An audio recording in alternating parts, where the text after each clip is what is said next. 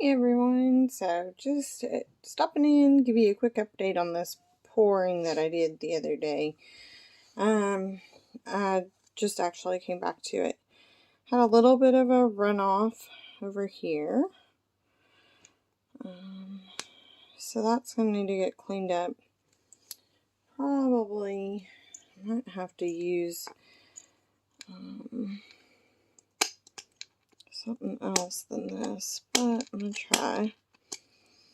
If I had checked it just a smidge earlier than I did, maybe I could have gotten that off a lot easier. But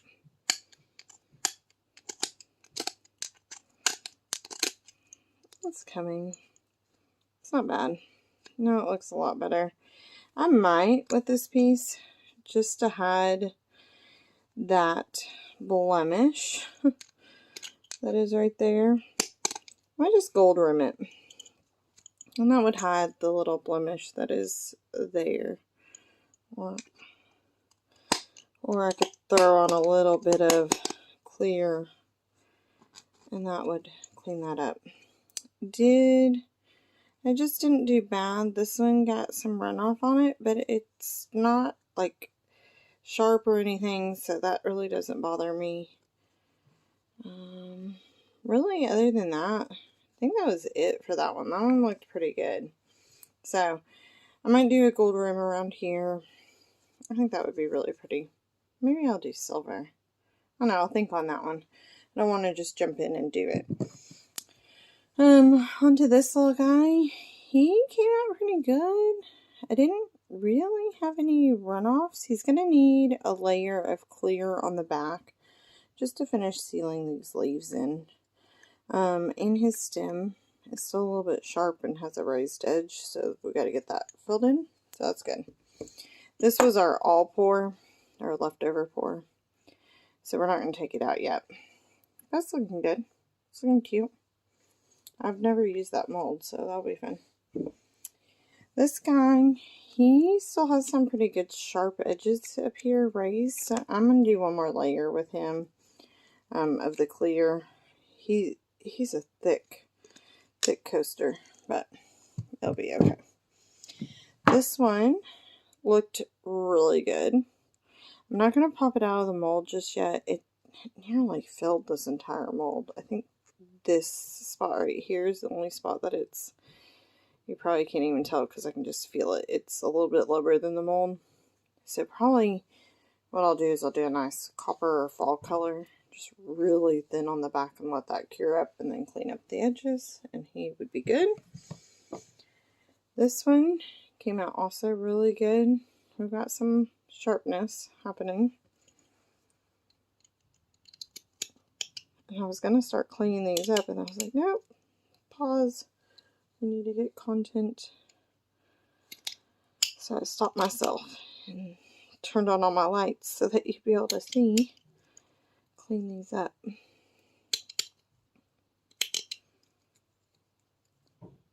It's like a, I don't know how to describe it, like a big chunk right there.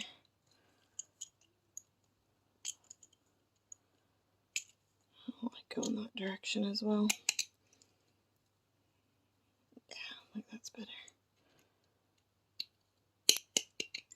You can probably see pieces flying everywhere. Oh yeah. Oh yeah. So nice. Look how cool this looks. I just love that detail of it, like falling into it. And then I'll put one more clear coat, very, very thin. Probably just rub it on with my finger and be done. Alright, here's the piece that I'm a little bit saddened by, y'all. So, this right here, it wasn't overflow, I don't think. I think there was a drop of resin on the mat where I laid it to do the backside. Backside cured nicely. Doesn't need a thing when I flipped it over.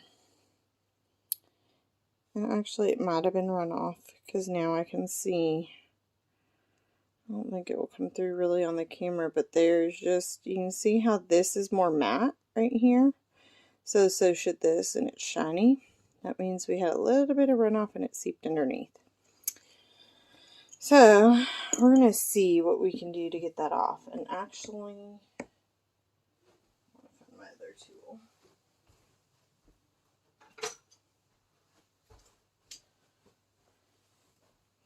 So this is actually a Cricut brand exacto knife.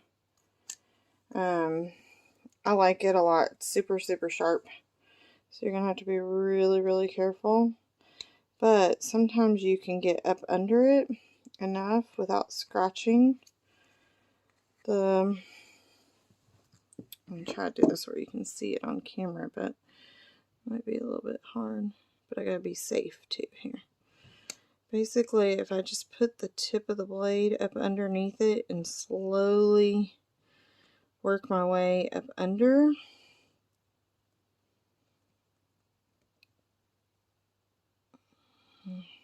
it's on there. This is the one that had I caught it a little bit sooner, these have been curing just because the videos don't come out in a timely fashion per se. This has been curing, let me think, about probably, let's see what time it is, 31 hours probably. So if I had caught it at about 12 hours, I probably could have easily fixed this.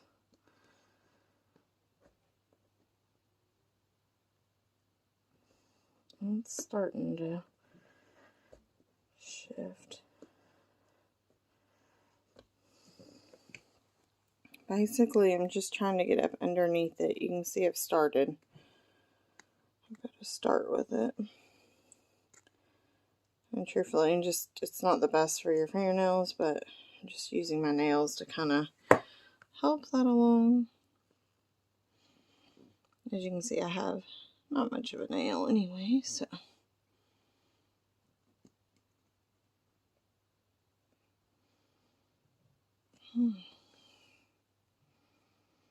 I feel like we're making progress.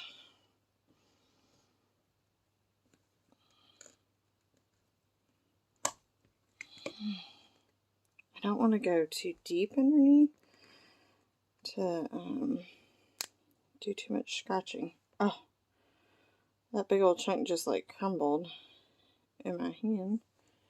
Throw it in the garbage. Throw that garbage away. Okay. This is going to be fixable. We definitely got some work to do on it.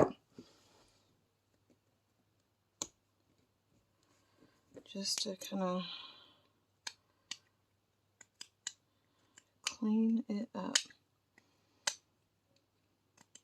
And I think truthfully what I'll be able to do is I'll be able to just put like a thin coat right there and little dollop, and that will clean right up. And nobody will be the wiser but us. Yeah.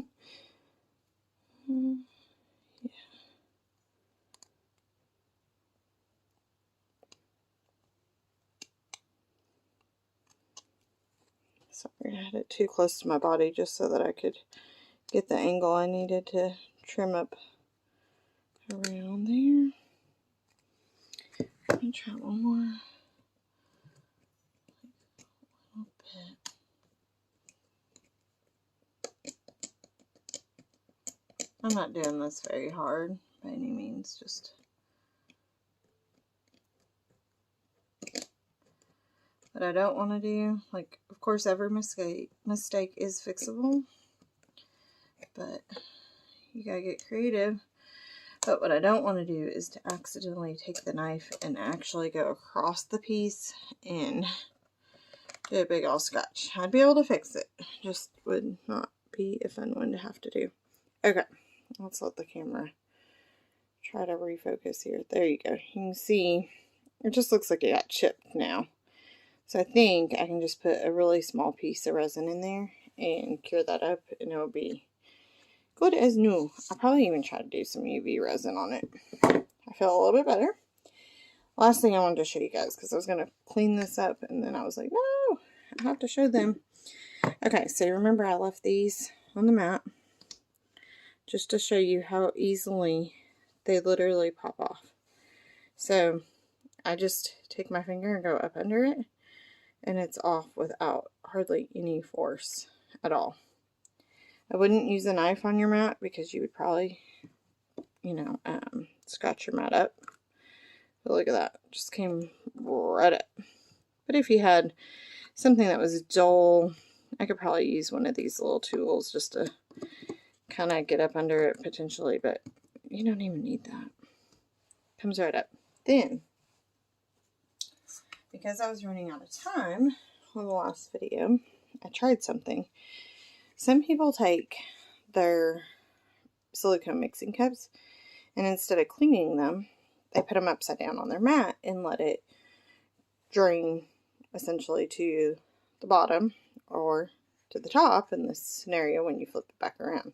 So I tried that on this one. I've run into the past that this method didn't work well because I don't waste a lot of resin, so there wasn't a lot of resin in my silicone cups to really drain and make it easy to clean up. But I thought because of timing I would leave this one and just see how it worked, because I hadn't tried it in a while. It was like when I first started resin work that I tried it. So the outside's coming off really easy. They say typically like crunch it, which, okay, it's pretty thick where this yellow is, but that came out pretty easily. There's still some in there. I don't know if this one I can flip inside out. Some of them you can. Oh yeah, we're gonna get it. And then yeah, it cleaned up really nice. I would probably go ahead and take just a quick paper towel with some alcohol on it, just to get any of the dry resin residue off, so that when you put in, next time you mix resin in said cup, you don't have any residue left over. But as you can see, it cleaned it pretty good. I'm gonna, like, really good. I might try it on my big one next time just to see. I probably wouldn't do it on the ones that I put just part A or just part B, because they're going to still be sticky no matter what you do.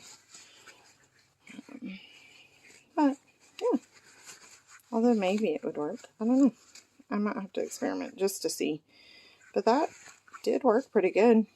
Even though I pretty well scraped that one, I was a little worried there wouldn't be enough, but I thought to myself, my little mantra, every mistake is fixable. You just might have to get creative. So I thought, okay, I'm going to try it. If I screw up a cup, I screw up a little mixing cup. I didn't want to because I love my little ones, and I'm thrifty, so I don't want to mess them up. But I will, for the next video in this series, I'll come back and we'll probably do some color on this rim with a paint marker. We will rim these two coasters. I'm going to think on it, but I think I will do UV resin to do that one. Just as a cool way to show that you can mix the two. We will put a clear coat on here, clear coat on here, clear on that one, and some kind of folly color on this one. That will be the next one in this series of our resin. And of course, if we have extra, we'll just add to this mold, and maybe we'll get him closer to filled so we can see. I'm not sure how it's going to look. I guess it's a candle holder. That's what I'm thinking. A votive holder. I think that's like the perfect size here for the votive. Because it's not super deep. I mean, it doesn't go very far on my knuckle.